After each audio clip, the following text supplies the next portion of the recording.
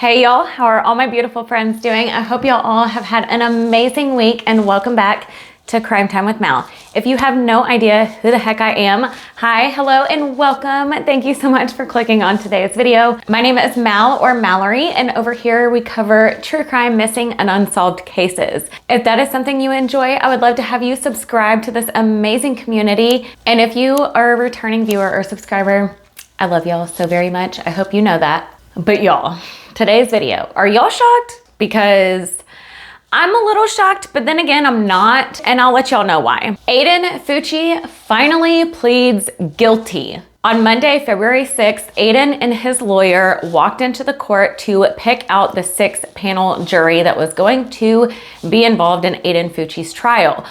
Well, much to, I think, everyone's surprise, Aiden's lawyer announced that Aiden had a change of plea and he was pleading guilty without a plea bargain.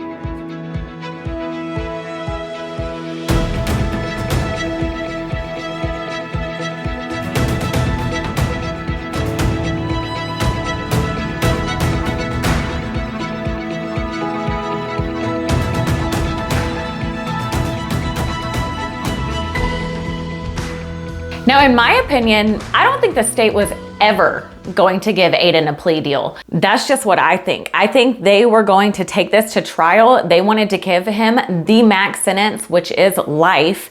And I think that's what they were planning on doing this whole entire time, just simply because of how horrific the actual crime was. Number one, they have a ton of evidence. They have DNA evidence. They have the murder weapon. They have 200 witnesses, including classmates, Aiden's ex-girlfriend, and Tristyn Bailey's close friend. And I also just want to say real quick that this is over alleged school drama. So Aiden took this precious 13-year-old girl's life over some drama?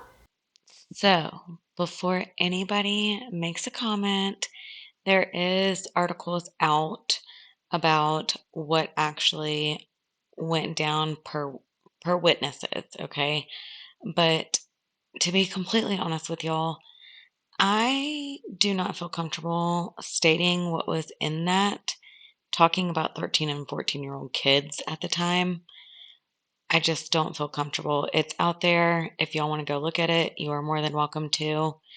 Maybe other channels have talked about it or will talk about it, but me personally, I just don't feel comfortable talking about that kind of stuff here. I hope you'll understand. Now we know about Aiden's knives, picker and poker, that he named, and we'll get to those later, but those are in evidence as well. Also, in my opinion, I think Aiden's attorney told him or suggested to him it was in his best interest to just go ahead and plead guilty, because maybe if he pleaded guilty instead of taking it to trial, that the judge would give him a lesser sentence than life. But I'm hoping that's not the case. I'm hoping the judge still gives life, because he still tried to say he was innocent all up until this time, and his actions, to me, have proved far from innocence. And one thing that I really hope, if you are a child or a kid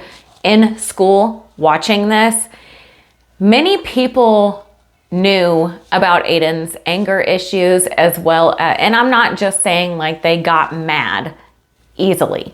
I'm saying he had deep-rooted anger issues to where he even told people that he was going to do this. He was going to commit this crime. So I urge you, if your classmate or somebody you know says this to you, please take it serious and let somebody know. And even if you don't want to be a snitch, you can still let somebody know and tell them that you want to be kept anonymous because you are scared and you don't want it getting back to them. And I'm not saying that these kids did anything wrong by not reporting it. I'm just saying, for future reference, let's take these kind of things more serious and let others know when something like this is said. Better safe than sorry. Now, the judge, of course, asked Aiden if he was on any substances or anything that would impair his judgment to plead guilty, and he said no, he was only prescribed 3 medications from a doctor, and that was Remeron, lithium, and Zyprexa. Now, Zyprexa and lithium, from my research, they are used to treat bipolar, and Zyprexa is also used to treat schizophrenia. They also both help regulate moods, thoughts, and behaviors. And Remeron is mainly used as an antidepressant as well as a major heavy anti-anxiety medication. And I have a feeling, because Aiden is on these medications, that this is what the defense is going to use to try to get Aiden a lesser sentence, saying that it's his mental health. Now, I'm pretty sure I said this, and I'm sure y'all know that because Aiden is 16, he is not eligible for the death penalty, but he is still eligible for life. And then in 25 years, he will be eligible for review, which would make him around 41 years old if he got out in that 25 years. If he did not get out and he did a full, say, 40-year sentence, he would still be almost 60. Aiden also did tell the judge that he wanted to say that he was sorry to the Bailey family as well as his family. And y'all, when I heard this child speak, I had to rewind it because I was wondering if that was really Aiden speaking. His voice is 100% different. And I know he's getting older and stuff like that, but it's not like I'm getting older type. It's more like I'm trying to sound big and bad because I have to be big and bad where I'm at type of thing. I don't know. That's the vibe I got. Let me know what y'all think down below. But I was shocked when I heard it. And Mr. Fucci just wanted to make a short statement. I just want to say I plead not guilty. And I'm sorry for the Bailey family and my family. Okay. That's not the voice we heard in the cop car and in the demon video. I just want to talk to my mom and dad. What's going on? What's going on? I don't want to you demons. I don't want to you demons take my soul. You demons want to take my soul away. And in my opinion, I also do think 100% Aiden knew exactly what he was doing. Stabbing a girl over 100 times, disposing the murder weapon, sitting in a cop car basically gloating that you have no idea, but you think it's cool, obviously, that you're in a cop car being questioned, and then telling people, his ex-girlfriend, that he was going to do this and to expect it within the month. And then when he got caught, he was gonna act innocent.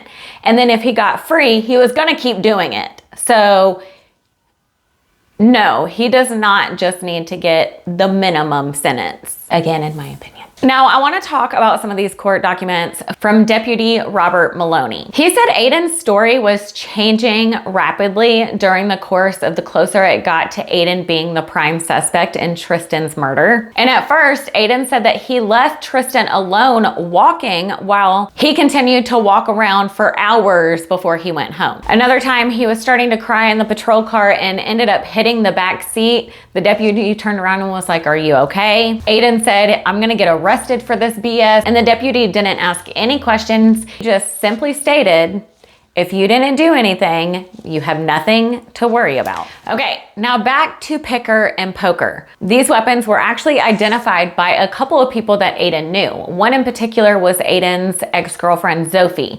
She said that he did have 2 knives named Picker and Poker, and she identified Poker, which was found in the retention pond next to Tristyn's body that was used in taking this sweet girl's life. Now let's just quickly, really briefly, go over all the evidence that was released that they have. I will share it also down in the description if you want to just pull it up yourselves and look at it on your own, but let's just go ahead and read over it together. Now, y'all, there is just no way I could read through all these pieces of evidence because there is a lot in here. 152 pieces to be exact. Now, again, like I said, some of these they are not using, but that's a lot of evidence. So I just wanted to show this to y'all. I didn't want to talk about it because I feel like that would be real boring, but that's a lot.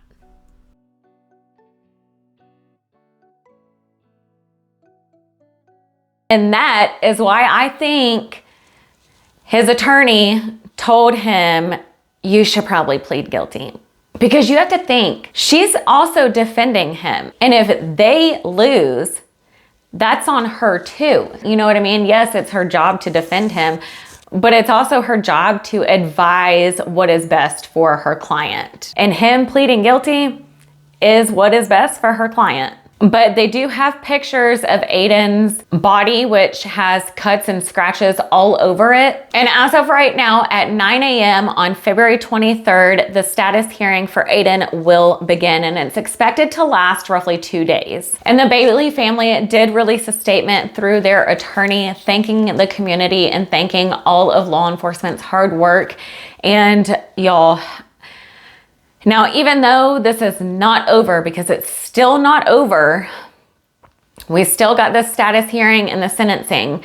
And I'm just thankful that he did plead guilty, because it does save their family so much heartache of the potential trial. So I am thankful that they don't have to go through that. And my heart and my prayers and my strength, all of it, I'm sending to the Bailey family. He finally admitted it. Now, the state says that they are still seeking the max sentence, which I don't blame them. And I am really glad they are doing that. Because again, yes, maybe Aiden has issues, but I fully think he knew what he was doing. I don't think he did it to be cool or anything like that. I think he's just a sick person, and he wanted to feel what it felt like to do this to somebody. Maybe I'm being harsh. I don't know. I look at it all sides, but with everything that I have read and seen, he needs to be in there for life. You do a man's crime, you pay a man's crime. And my last thing I do want to say is defense attorneys, they have a very hard job. So I don't want to seem like I'm going too hard at Aiden's attorney, because it is her job, and I completely understand she has a job to do. She has a client to protect and a client to get off. But man, I don't know if I could have that job, because yes, on one hand, you are helping possibly an innocent person not have his life taken away and prove their innocence. But then again, you are also more than likely in one of your clients, that client was not innocent. And you could have potentially let a guilty man that did a horrible crime back out on the streets to then take more lives.